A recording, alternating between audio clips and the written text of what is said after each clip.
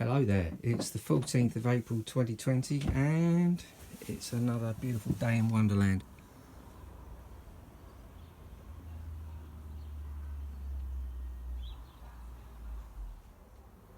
As the sunflowers, after 24 hours of having been planted, they should germinate really quickly considering the weather at the moment. And there's 3 little babies that germinated through their own power. They weren't planted, they decided they wanted to come up. They didn't actually first appear there, I've transplanted them there, but yeah, here's the first 3, and my housemates and I, excuse the bag, really tore the garden to pieces in preparation for this. You know, obviously it needs raking and the like, but we're going to have an absolute swamping of sunflowers both sides this year.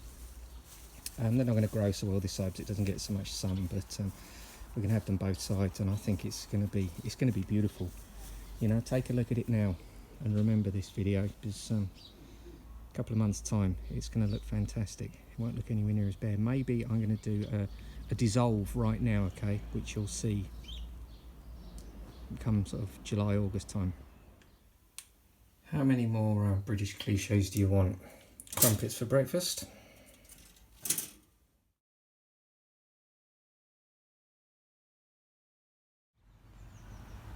I know that the beauty of this spring really doesn't need any words or commentary, but it has to be said every so often that it is just absolutely stunning this year.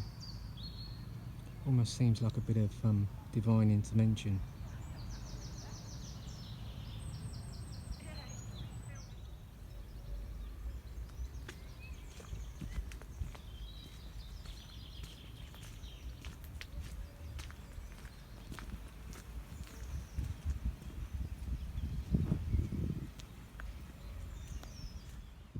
The UK seasons are actually quite jarringly different, really. You get used to it when you're a resident of any kind of said country, but this place is stunning, it really is. It just goes from being so barren and nondescript to so beautiful and mimicking so many aspects of life. You know, think of the grey days, think of the sunny days, you know.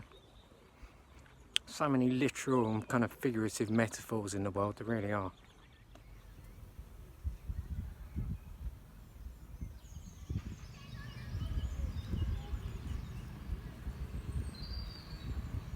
I think the colours of that little tree there in the sunshine, just absolutely vivid beyond belief.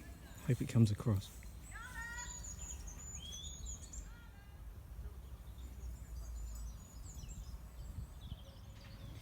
It's really extremely quiet here today. I think that may be something to do with the police van that I just saw leaving this place. I think for all of people's bluster and all of their insistence that they're not going to change their behaviour, the moment the police arrive they tend to play the game.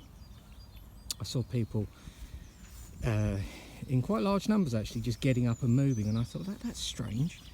What do they know that I don't? And then I just saw the police van creeping through the park, and you know, people kind of know they're not meant to be doing what they're doing. And they're aware of the fact that they're going to get into trouble. You know, there's £1,000 fines going around. Now, I'm not debating whether the virus is going to be transmitted by people deciding to lay down over there and have a sunbathe. But at the moment, now's not the time to debate it. If you do that kind of thing, if you come to a place like this without exercising, you're putting in jeopardy the future of being able to do it in the short term. And, you know, it's interesting the amount of people who I've thought maybe they just, you know, to their credit, don't watch the media. Maybe they're not aware of what's going on in the world to the extent that it is. But the moment they saw a police van, it was so funny seeing them all scurry. It really was. They really are stunning this year, yeah. I remember seeing here last year, but then again, I think that was really nice. I was admiring those bluebells back there, and a woman started talking to me. We talked for the last 5 minutes or so as we strolled along. And there is such a commonality to what a lot of people are thinking. I think on the sort of the sense of us all being on the same page with regards to how beautiful this planet is, with regards to all the wrong people being seen as important in this world and now are just floundering and useless. The people who have got genuine value are being noted on a weekly basis for their just stunning work. I wouldn't have believed 2 months ago if somebody had said every Thursday night at 8 o'clock your country will applaud the frontline workers and especially the National Health Service and you will cry. I wouldn't have believed them, you know, I really wouldn't have taken that very seriously, but the underappreciated and now the ultimately appreciated, the cult of celebrity and nonsense is showing itself for the weak acid bath of cultural genocide that it's become. And it is lovely en masse just seeing people wanting a fairer and more just world for us all. I think that all of us, especially watching this right here, right now, have had these feelings for years where we want things to be right for everybody, but we've never had that focus. We've never had our kind of World War II moment where we come together and just realise, no, this isn't what matters. This is really, truly what matters. This all that hyperbole and all of that speculation that we've talked about over the years. Now here's the focus as to why you were thinking that. This is what it really means. This is what the practice is as opposed to the theory. And I'm just so glad to be seeing people being so kind of cool with each other. People losing a hell of a lot of respect for what doesn't matter, that used to be the top of the pile, and those that were underappreciated and at the bottom of the pile are now universally viewed as the heroes that they truly are.